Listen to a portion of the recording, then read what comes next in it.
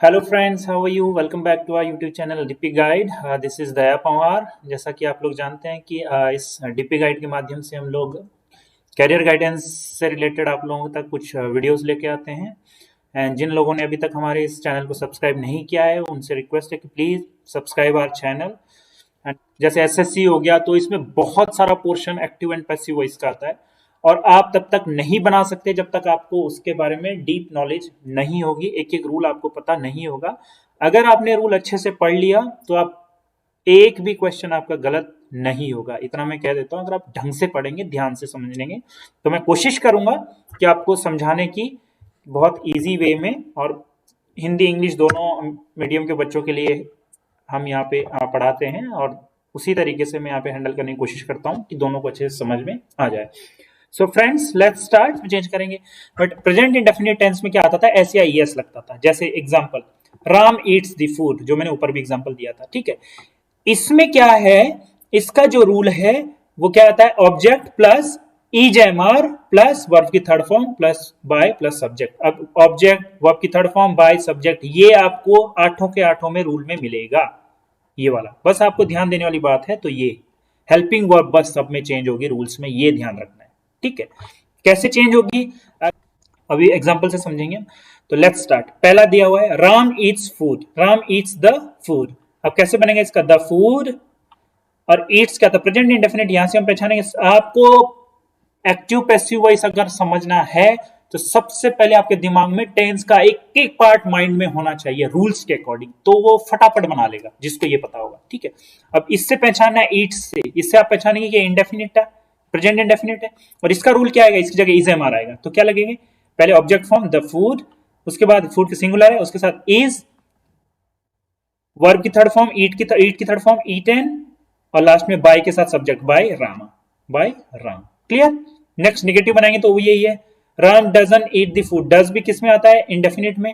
तो कैसे बनाएंगे? The food is not eaten by Rama. Clear? Interrogative sentence भी सेम है। Does Rama eat the food? Question पूछ रहा है तो क्या बनेगा? Does Rama eat the food. अब इंटरोगेटिव है, यहां भी इज एम आ रहा है तो इज से आएगा is the food eaten by Rama. Clear?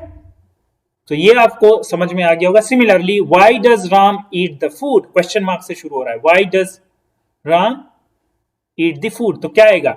Y से, वाई का वाई रहेगा, क्या आएगा? वाई इज, क्योंकि फूड के लिए क्या आता है? इज। तो why is the food eaten by Ram, why is the food eaten by Ram. So hope आपको प्रेजेंट इंडेफिनिट का समझ में आ गया होगा कि कुछ नहीं, आपको इज एम आर ध्यान रखना है, बाकी तो सेम रूल है। Now come to the next part, present continuous tense. अभी मैंने ऊपर क्या कहा था कि इजेमार का यूज हमने उसमें किया था, तो जो सेकंड पार्ट था उसमें फर्स्ट में हमने सेकंड का यूज किया था, तो नीचे कॉन्टिन्यूअस का ये चीज हमने ऊपर यूज कर लिया था पैसिव में। यही रूल है। अब यहां पे जो भी दिया रहेगा कॉन्टिन्यूअस टेंस उसको पैसिव वॉइस, ये प्रेजेंट कॉन्टिन्यूअस की बात हो रही है। यहां पे आपको पता है पहचान क्या है? इजेमार आता है। जैसे Ram is eating the food, Ram is eating the food, इसमें कुछ नहीं करना है। कॉन्टिन्यूअस को जब पैसिव में बदलेंगे तो कैसे बदलेंगे? इसमें सब एज इट इज रहेगा, बस बीइंग यूज हो जाएगा बीच में, ये बीइंग अलग है, बाकी सेम था जैसे ऊपर था। ऑब्जेक्ट प्लस इजेमार प्लस वर्ब की third form plus by subject, ये तो ऊपर भी था इंडेफिनिट में, बस यहाँ बीइंग यूज हो जाएगा। तो क्या आएगा? द फूड इज बीइंग, ये लग गया, is being eaten by Ram. Similarly, Ram is not eating the food, तो क्या आएगा? The food is not being eaten by Ram. Clear? Similarly, is Ram eating the food? तो क्या आएगा? Is the food being eaten by Ram? आपको कुछ नहीं करना, आपको जो इसकी फॉर्म थी ना थर्ड फॉर्म, उससे पहले being लगा देना है, बाकी सेम है। वर्ब की third form eaten, eaten, eaten, इन सबसे पहले being और being, बाकी पूरा सेम है जैसे प्रेजेंट इंडेफिनिट का मैंने समझाया। होप आपको समझ में आ रहा होगा। Come to the third part, present perfect tense.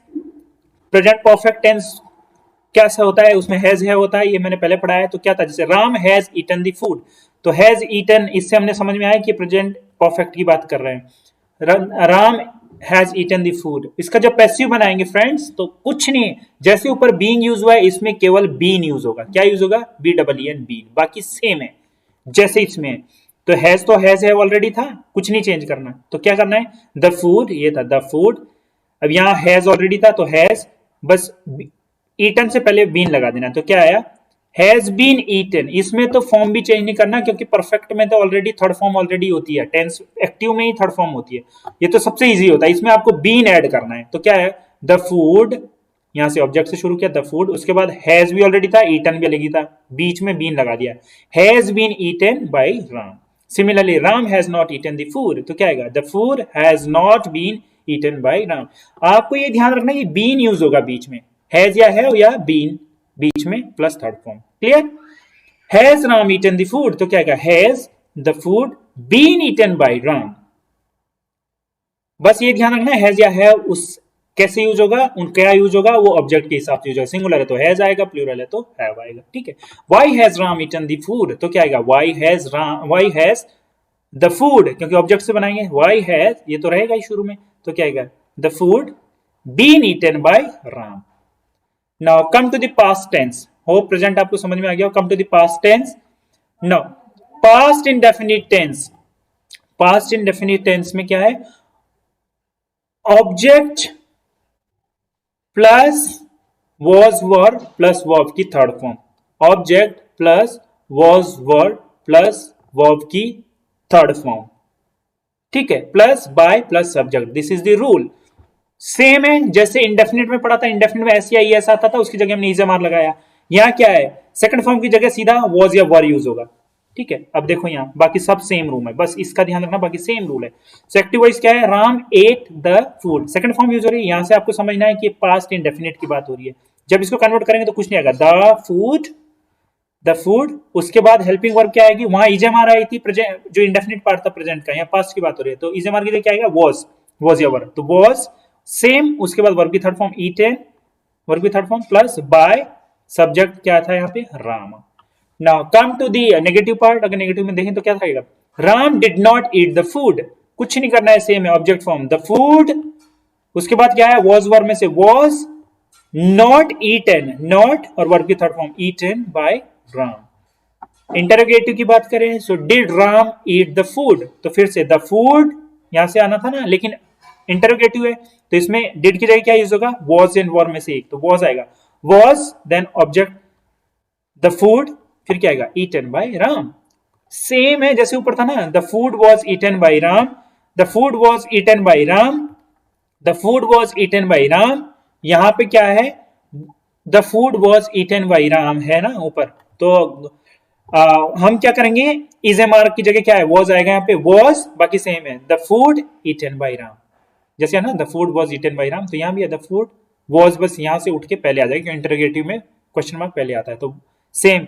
Why did Ram eat the food, तो सेम है, इसमें क्या आएगा, वाई तो आएगा वाई, और वॉज पहले आ जाएगा, वॉज, उसके बाद सेम है, the food eaten by Ram, why was the food eaten by Ram. Clear. Now past continuous tense, second part है पास्ट कॉन्टिन्यूअस टेंस। पहले तो पहचानो, कैसे पहचानेंगे, क्या होता है उसमें, वॉज वर्ब प्लस आईएनजी, तो Ram was eating the food, Ram was eating the food, this is the active tense, यानी कि एक्टिव पार्ट, यानी कि टेंस हो गया पास्ट कॉन्टिन्यूअस। इसको कैसे चेंज करेंगे, कुछ नहीं, सेम है जैसे हमने प्रेजेंट कॉन्टिन्यूअस में क्या बताया था, केवल बीइंग यूज होता है, बाकी सेम, तो यहां भी वही है, द फूड, उसके बाद वॉज, उसके बाद बीइंग लगा देना है, बीइंग ईटन बाय राम, यहां भी वही है, सेम है। अगर आपको प्रेजेंट समझ में आ गया तो फ्यूचर भी, प्रेजेंट समझ में आ गया तो पास्ट का भी सेम है, पास्ट कॉन्टिन्यूअस पार्ट के हिसाब से।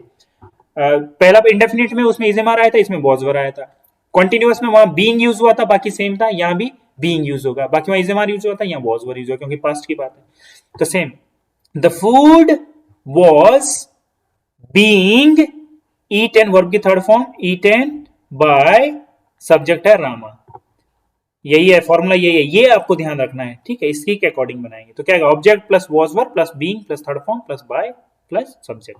सेम नेगेटिव में क्या है, नेगेटिव में Ram was not eating the food, तो क्या आएगा, simple, the food was not being, बस जो ऊपर वाला बनाया है उसी में नॉट लगा देना बीच में, not being eaten by Ram, was Ram eating the food, तो सिंपल है, क्वेश्चन मार्क है, तो राम वॉज से शुरू होगा, वॉज द फूड, उसके बाद फिर बीच में बीइंग, सेम है जैसे ऊपर है, वॉज पहले लगा दिया, ये पहले आ जाएगा वॉज, बाकी सेम है, the food being eaten by Ram, was पहले आ गया, the food being eaten by Ram. Similarly why was Ram eating the food, तो वाई से ही रहेगा, वाई was, ये एज इट इज रहेगा, उसके बाद क्या है, द फूड, और बीच में बीइंग लगा देंगे, being eaten by Ram.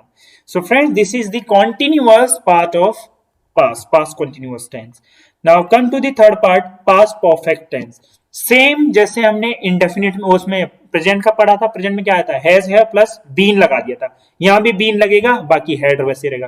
Perfect तो जैसे मैंने ऊपर कहा, परफेक्ट सबसे इजी है, क्योंकि इसमें हेड या हेड भी ऑलरेडी है, वर्ब की थर्ड फॉर्म भी ऑलरेडी होती है, एक्टिव वॉइस में ही दिया होता है, जैसे यहाँ हेड है, वर्ब की थर्ड फॉर्म भी ऑलरेडी दी रहती है, बाकी आपको केवल बीन यूज करना है। तो क्या वहां बस क्या था, हैज या हैव था, और वहां भी वर्ब की थर्ड फॉर्म थी, किसमें, प्रेजेंट परफेक्ट की बात। तो अब यहां बनाएंगे, Ram had eaten the food, तो पहले टेंस पहचानना है, हैड ईटन आया है, हैड के साथ थर्ड फॉर्म, यानी कि ये पास्ट परफेक्ट टेंस है। इसको कैसे चेंज करेंगे, सिंपली द फूड, उसके बाद हेड तो है ही, कुछ नहीं, बीन जोड़ना है वर्ब से पहले, तो ईटन से पहले बीन जोड़ देना है, बीन, बाकी सब सेम है। तो क्या है, the food had been eaten by Ram. Clear. Next negative में क्या है, Ram had not eaten the food, Ram had not eaten the food, इसमें क्या आएगा, सेम है, नॉट लगाना है बीच में, बाकी सब वही। द फूड, उसके बाद हैड नॉट, ये भी दिया हुआ है, और सिंपली बीन लगाना है, ईटन बाय राम।